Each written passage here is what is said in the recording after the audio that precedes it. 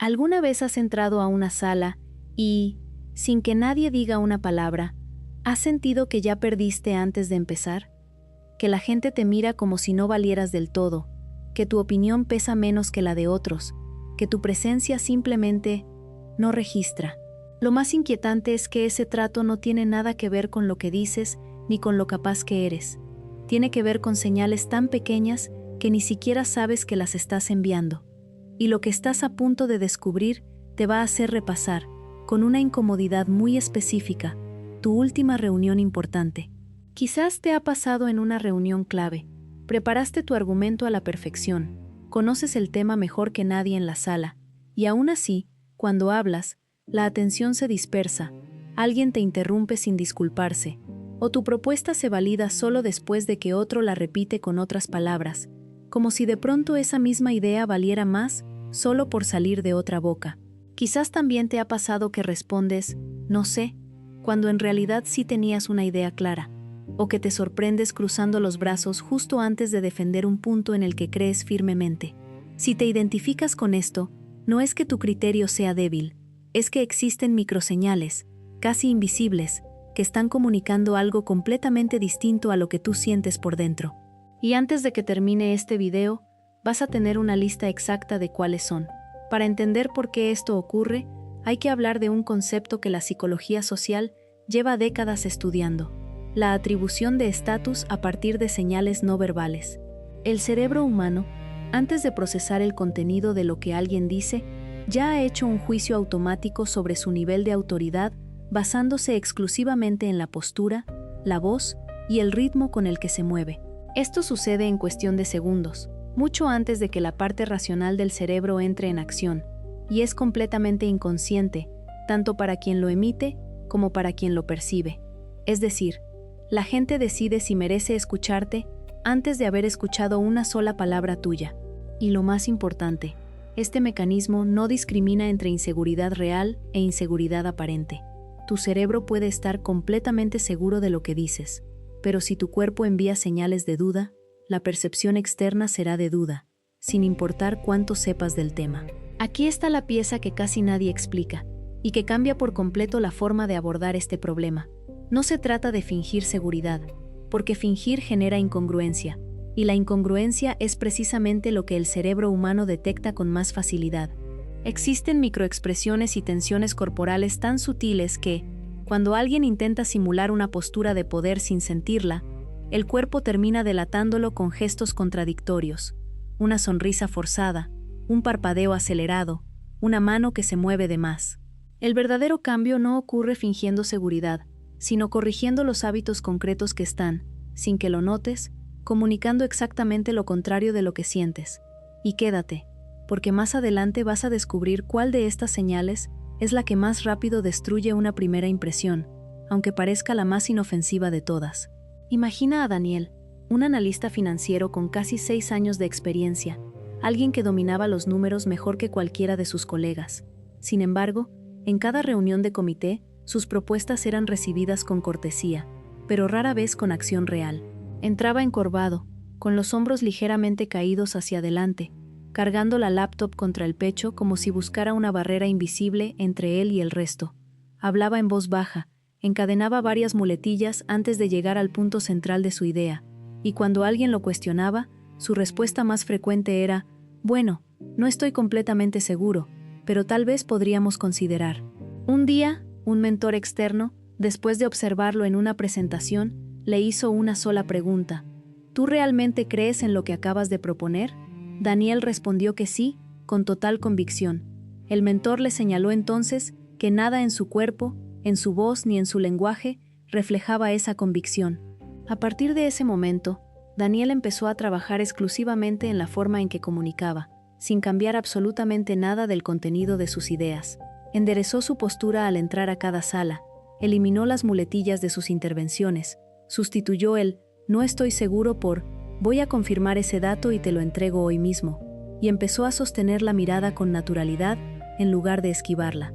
En menos de 3 meses, sus mismas ideas, sin ningún cambio de fondo, comenzaron a aprobarse con mucha más rapidez, y sus superiores empezaron a pedirle que liderara reuniones que antes ni siquiera le asignaban. Nada del contenido cambió. Lo único que cambió fue la forma en que su cuerpo comunicaba ese contenido. Hay un segundo caso que vale la pena escuchar, porque muestra el mismo fenómeno, pero desde el lado opuesto. Valentina trabajaba en una agencia de marketing, y a diferencia de Daniel, ella no tenía problemas de postura ni de mirada. El problema estaba completamente en su relación con el tiempo. Llegaba entre 5 y 10 minutos tarde a casi todas las reuniones, siempre con una explicación razonable, y revisaba el teléfono discretamente cada vez que una conversación se extendía más de lo esperado. Nadie se lo mencionó nunca de forma directa, pero con el tiempo notó que dejaron de incluirla en decisiones importantes, que las invitaciones a proyectos clave empezaron a llegarle cada vez más tarde, casi como una cortesía final en lugar de una consulta real. Cuando finalmente preguntó abiertamente por qué sentía que su opinión pesaba cada vez menos, un colega de confianza le respondió con honestidad brutal: «Es que uno nunca sabe si realmente estás presente, aunque estés en la sala». Esa frase la marcó. Empezó a aplicar la misma regla que aplicó Daniel con su postura: 10 minutos antes a cada compromiso, teléfono guardado durante conversaciones importantes, y una transparencia total cuando necesitaba revisarlo por algo urgente. En menos de 2 meses, sin cambiar absolutamente nada de su talento creativo, que siempre había sido excelente, empezó a ser la primera persona convocada a las reuniones estratégicas, y no la última. Ahora bien, ¿cuáles son exactamente esas señales que, sin que lo sepas, están erosionando tu autoridad? La primera es la postura corporal cerrada, hombros caídos, brazos cruzados, espalda encorvada. Este tipo de postura contrae el núcleo del cuerpo y envía, de forma automática, un mensaje de defensa o retirada, como si el cuerpo estuviera anticipando un ataque en lugar de una conversación normal. La segunda señal está en la mirada. Una mirada que evita el contacto visual comunica inseguridad o desinterés, mientras que una mirada excesivamente fija se percibe como agresión. El punto intermedio, sostener la mirada de forma natural y alternarla sin incomodidad, es lo que realmente transmite seguridad genuina. La tercera señal son los gestos nerviosos repetitivos: tocarte la cara constantemente, jugar con un bolígrafo, mover la pierna sin parar. Cada uno de estos movimientos funciona como una alarma silenciosa que le dice al cerebro de quien te observa: esta persona no está segura de lo que dice, incluso si el contenido de tus palabras es impecable. La cuarta señal está en el lenguaje verbal de la duda, las muletillas como este o pues, y sobre todo frases como no sé o tal vez, que generan la percepción de que no dominas el tema, aunque en realidad sí lo domines. Basta con sustituir esas frases por compromisos concretos, como voy a confirmarlo y te aviso en breve, para cambiar radicalmente cómo se percibe tu competencia. La quinta señal, la que casi nadie identifica porque parece un simple detalle logístico, es la impuntualidad y la distracción con el móvil. Llegar tarde o revisar notificaciones mientras alguien te habla comunica, sin decir una sola palabra, que el tiempo del otro vale menos que el tuyo, y esa microseñal se acumula silenciosamente hasta erosionar por completo la confianza que los demás depositan en ti. Y hay una sexta señal, quizás la más subestimada de todas: la incongruencia entre tu vestimenta y el mensaje que intentas comunicar. Cuando tus palabras hablan de liderazgo pero tu apariencia comunica descuido, el cerebro de quien te observa detecta esa contradicción antes incluso de que termines la primera frase, generando una duda silenciosa que ninguna palabra puede corregir después. Identificar estas señales es apenas el primer paso.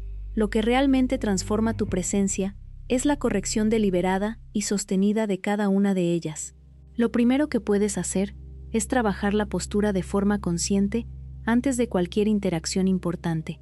Alinea la columna, relaja los hombros hacia atrás y deja que los brazos descansen de forma natural o acompañen tus palabras con gestos amplios, en lugar de cruzarse como una barrera. Lo segundo es entrenar la mirada. Practica sostenerla unos segundos con naturalidad, alternando entre las personas presentes en una conversación grupal, sin caer en la fijación incómoda ni en la evasión constante.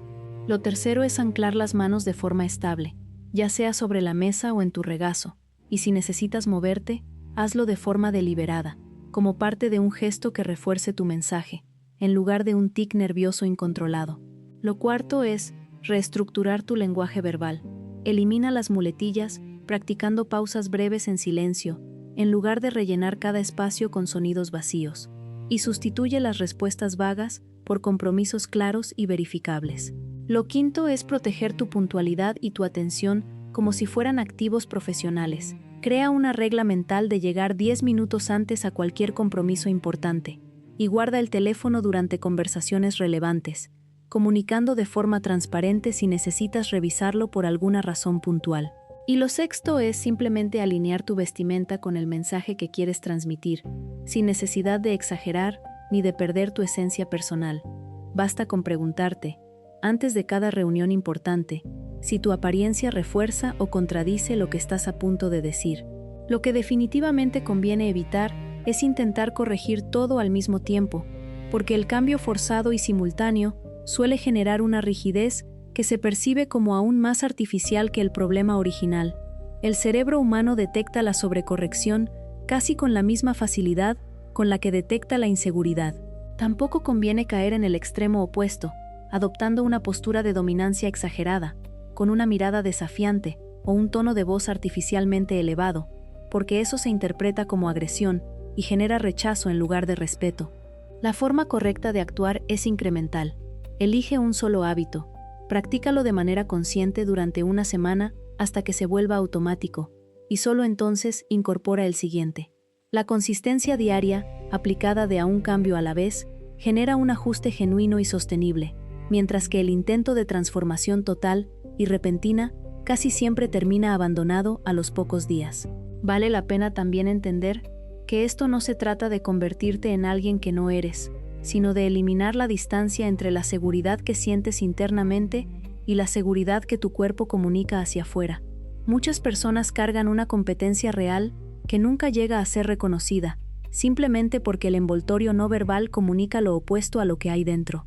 Y del mismo modo, vale la pena preguntarte si en algún momento tú mismo has juzgado a alguien como poco capaz, basándote únicamente en su postura, su tono de voz o su falta de contacto visual, sin haber evaluado realmente el contenido de lo que decía.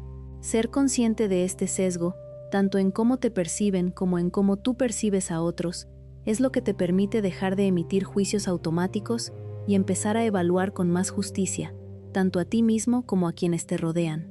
La falta de respeto más difícil de combatir no es la que se dice abiertamente, es la que se comunica en silencio, a través de un cuerpo que contradice lo que realmente sientes por dentro.